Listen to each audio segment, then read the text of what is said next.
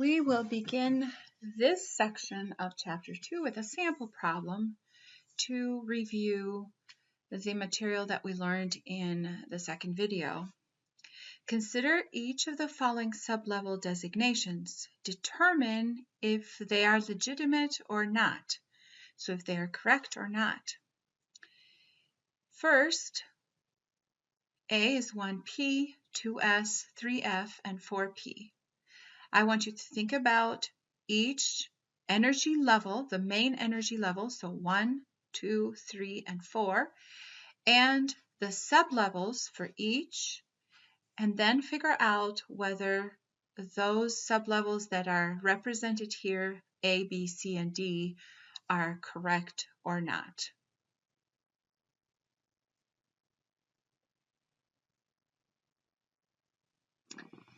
To continue our discussion with the atom and atomic orbitals, we have a handy little way of organizing the electrons visually, and we call these electron configurations and atomic orbitals.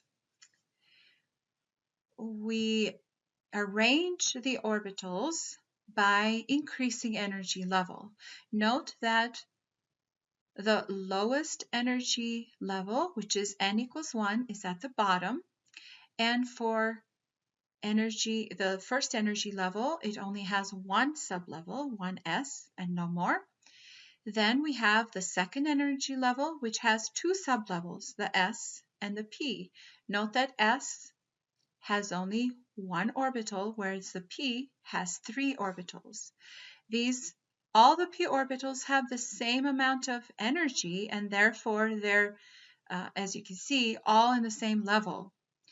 And they're slightly higher than the 2s, which has lower energy. Then we have the 3s, the 3p. Note that the 3d is slightly higher in energy than the 4s. And then we have the 4p, 5s, and the 4d. I don't expect you to memorize these. In an exam, I will actually give you this diagram, but you are responsible for knowing where the electrons go and how to populate these. And we will do some examples and learn the rules as we go. Now, these are important for us to do because the behavior of atoms depends on the electron configuration. So if we look at the electron configuration of an atom, we can quickly predict how they're going to behave because the chemistry happens in the electrons, and more specifically, the outer shell electrons. And we're going to talk about those eventually. But it's important for us to know what the electron configuration of each element is. This is nothing more than the specific arrangement of these electrons in the atomic orbitals that are available for each element. The electron configuration is a tally, if you will, of numbers and letters that we use. The numbers are used to denote the principal, the main energy levels, and the letters denote the sublevels, just like we talked about. And then we will add the electrons to those list of numbers and letters. The electrons are added by a superscript next to each sublevel. For example, if this is my first sublevel, note that this is the first energy level, and because it is the first energy level, it is the simplest. It only has one sublevel and also only one orbital. And you can also see that I have a superscript of 1 here. This tells me that in my 1s sublevel, I only have one electron. So this superscript here tells me the number of electrons that populate this particular energy sublevel. We also write orbital diagrams, which are similar but slightly different. We denote the orbital diagrams by a little box like this. And we label them, typically underneath or at the side, with the appropriate energy level, so the first energy level, the sublevel, and then we populate the box with an arrow. Note that each box, we will learn about it, but each box can hold only 2 electrons. So each orbital can only hold 2 electrons and no more. Now, when we populate 2 electrons in the same orbitals, there's some rules that we have to follow. If you think of an electron spinning, it can spin in 2 directions. So there's a spin associated with each electron, and electrons can spin obviously in 2 directions. So they can spin clockwise or counterclockwise. So if I have 2 electrons that have opposing spins, one is clockwise and one is counterclockwise, those are called or are said to have paired spins. And this is true of electrons in an orbital. If we put 2 electrons in the same orbital, they must be with opposite spins. They must spin in opposite direction. And to denote that, we write arrows for electrons, but we point the arrows in opposite direction. The first arrow is typically pointed up, so the second one must be pointing down. So here's an example here of helium. Helium is element number 2, which means it has 2 protons, which also means it has 2 electrons. Those 2 electrons must fit in that first energy level, in that first box. And to do that, one of them must have an up spin, so the arrow is pointing up, and the other has a down spin, the arrow is pointing in the opposite direction. This is how we will be filling each of these little boxes for the orbital diagrams. Now here's some general rules that we're going to follow. The first rule is that electrons must occupy the lowest energy level that is available, which means that we will start filling the lowest energy level, the 1s, and then we are going to move up. So we start at the bottom and we move up, if you remember that little diagram with the energy going up. Each orbital, so each box, will accommodate no more than 2 electrons. And just as we mentioned in the previous slide, an arrow is going to be pointing up and the other arrow pointing down. This leads us to the Pauli exclusion principle. So 2 electrons, if they occupy the same orbital, must have opposite spins, 1 arrow up and 1 arrow down. The last rule, which is Hund's rule, tells us that if I have orbitals of equal energy, so those that are in the same sublevel, such as the p orbitals, so I have px, py, and pz, I have 3 of those orbitals, each of the box will get 1 electron before any of those boxes get a second one. And we will see how we fill it. So we will fill each sublevel first before we come back and pair the spins up. So let's take a look at some examples. Okay, here's helium. We talked about it. It's element number 2, which means it has only 2 electrons. And since each box fits 2 electrons, both of those electrons will fit in that first energy sublevel, so the 1s. And how do we write the electron configuration? We write the energy level. The main energy level is 1. The sublevel is s. There are no more orbitals or sublevels in this for the first energy level, and both of those electrons go in this sublevel, so we'll put a 2 as a superscript for that 1s. So for helium, the electron configuration is 1s2, or 1s squared, but the 2 typically. For lithium, which is element number 3, now I have filled that first energy level with the 2 electrons, but lithium has 1 more electron.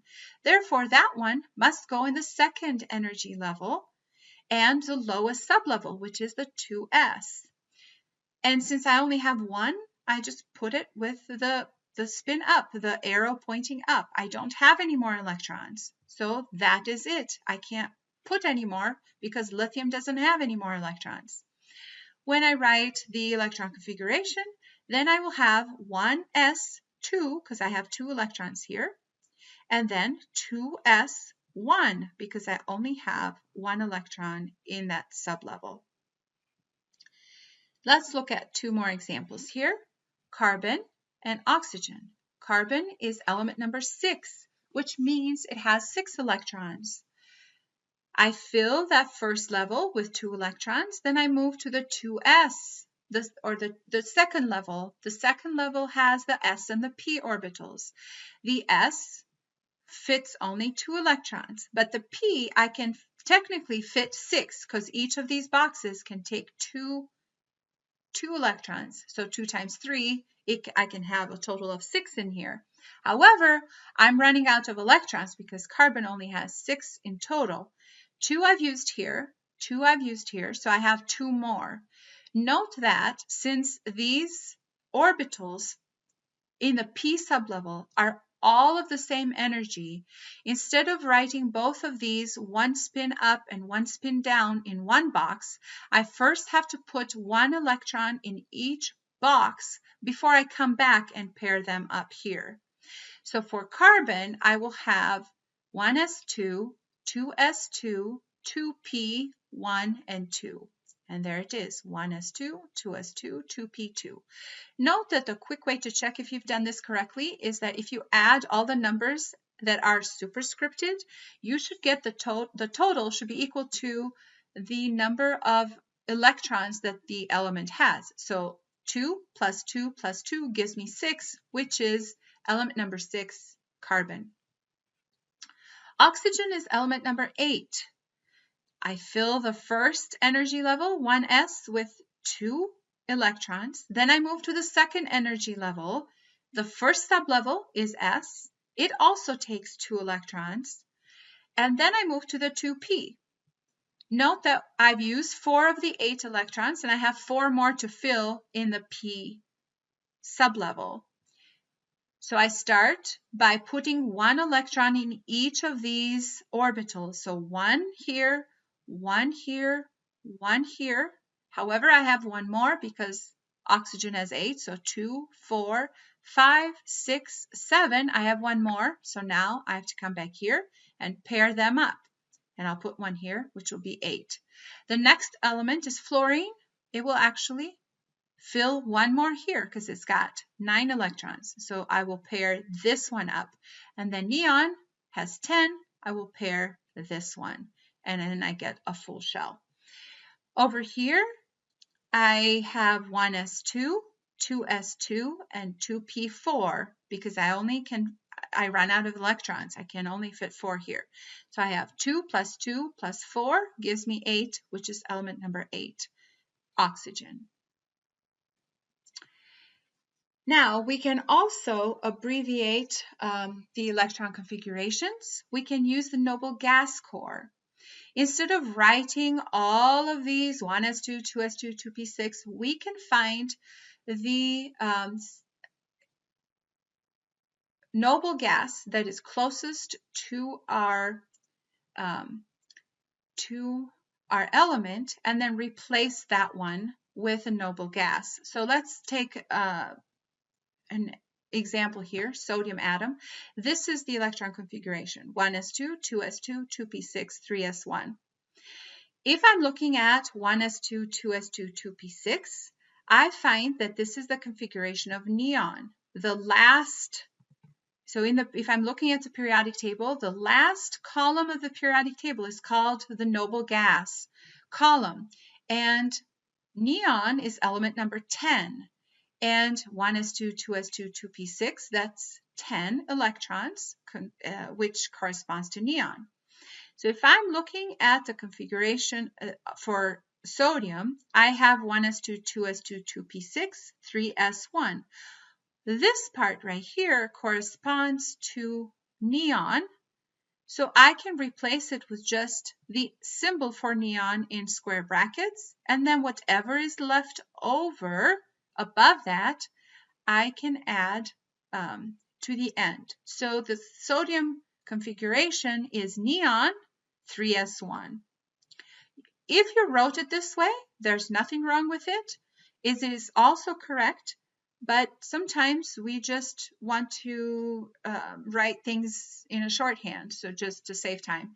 And we can replace those electrons, those filled electrons, with the corresponding noble gas, and then what is left over belongs to that particular atom, like the sodium atom. Okay, here is an example that I want you to work. Write the electron configurations and orbital diagrams for magnesium, aluminum, and sulfur.